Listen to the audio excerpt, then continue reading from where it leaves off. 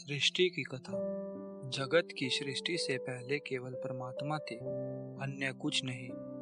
कहीं कुछ हलचल नहीं थी। तब परमात्मा ने सोचा, हमें जगतों का सृजन करना चाहिए। परमात्मा ने अपने आप से निम्नलिखित जगतों की सृष्टि की। अंब उच्चतम लोक, द्युलोक से ऊपर इसी पर अवलंबित मरीचि यानी अंतरिक्ष, मर मृत्यु लोक यानी पृथ्वी, तथा आप है यानी पृथ्वी से नीचे का लोक। अंब उच्चतम लोक है, यह भौतिक लोक से ऊपर है। मरीचि स्वयं अंतरिक्ष ही है, जिसमें अनेक सूर्य तथा ग्रह पाए जाते हैं। मर सिर्फ पृथ्वी ही नहीं है, अपितु कोई भी ग्रह जिस पर अचेतन सत्ताएं निवास करती हो। मर का अर्थ मृत्यु है, और यह ग्रहों के लिए प्रयुक्त होता है, क्योंकि वहां रहने वाले सभी सत्ताएं मर्त्य होती हैं। आप है अवभौतिक क्षेत्रों का नाम है, जहाँ से परमाणु संबंधी पदार्थ आते हैं। अवभौतिक अर्थ में अंब कारण जगत है, मरीचि सूक्ष्म जगत है, मर भौतिक जगत है, तथा आप वह क्षेत्र है जहाँ मृत्यु के पश्चात निम्न विकास की सत्ताएं कुछ काल के लिए रहती है। सामान्यतः एक प्रकार की निद्रा में। मनोवैज्ञानिक दृष्टि से अंब अति चेतन मन है, मरीचि उच्चतर बुद्धि है, मर संवेदी पृथ्वी केंद्रित मन या चेतन है, तथा आप है अवचेतन मन है। भगवान ने इन जगतों की सृष्टि के पश्चात सोचा, मैंने जगतों की सृष्टि कर दी, अब इनके लोकपालों की सृष्टि करनी चाहिए। तब उन्होंने अनेक लोकपालों की रचना की। एक लोकपाल एक जगत का संरक्षक होता है, इसलिए उन्होंने आपह में से पुरुष को एकत्रित किया और उसे आकार तथा उपादान दिया।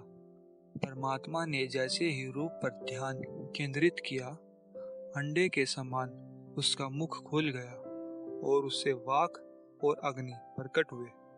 श्वास लेने की शक्ति के साथ नासिकाएं खुल गई, दृष्टि और सूर्य के साथ नेत्र खुल गए। अंतरिक्ष में ध्वनि के श्रवण के लिए कर्ण खुले। चर्म प्रकट हुआ, जिससे केश निकले, और केश से पेड़ पौधे आए। हृदय फूट पड़ा, और हृदय से मन प्रकट हुआ, और मन से चंद्र आया।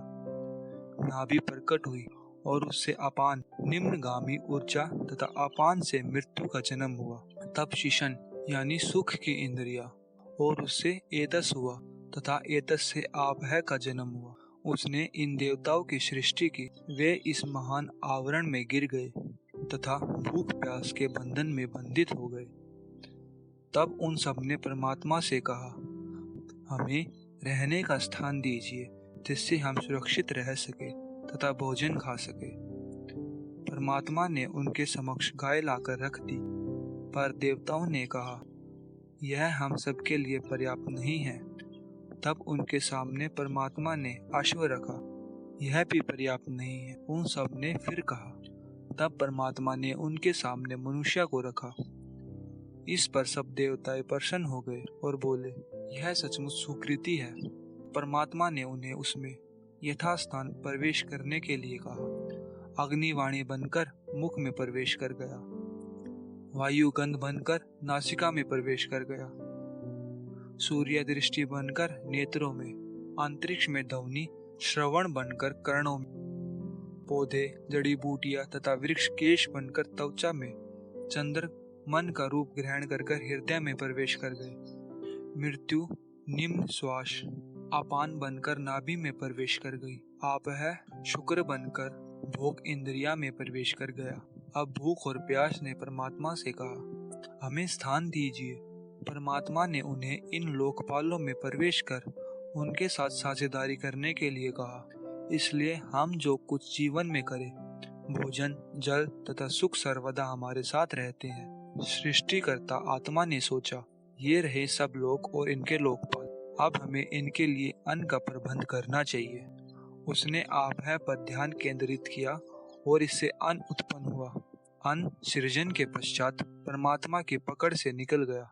परमात्मा ने उसे वाणी द्वारा पकड़ने का प्रयास किया, फिर श्वास द्वारा, किंतु नहीं पकड़ सका। फिर नेत्रों के द्वारा, कानों के द्वारा, त्वचा के द्वारा, मन के द्वारा भोग इंद्रियों के द्वारा प्रयास किया किंतु असफल रहा।